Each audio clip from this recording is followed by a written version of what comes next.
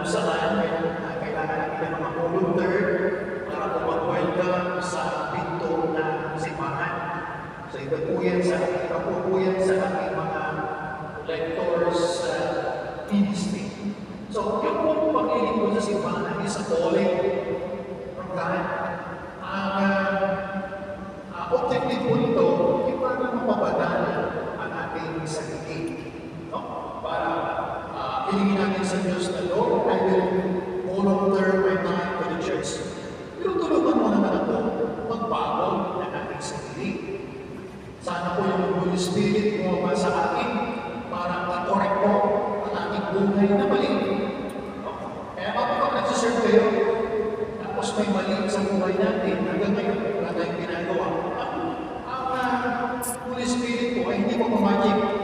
You have to help yourself para pagpanibaguhin ang buhay mo sa tulong ng Espiritu Santo.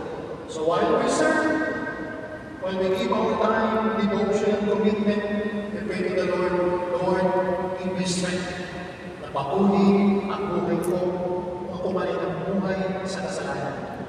And after that, kapag ikaw ay nagbago na, darating na po yung napakagandang meaning ng service.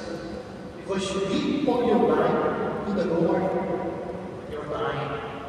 So ngayon po, binibigyan tayo ng magkakataon ng Panginoon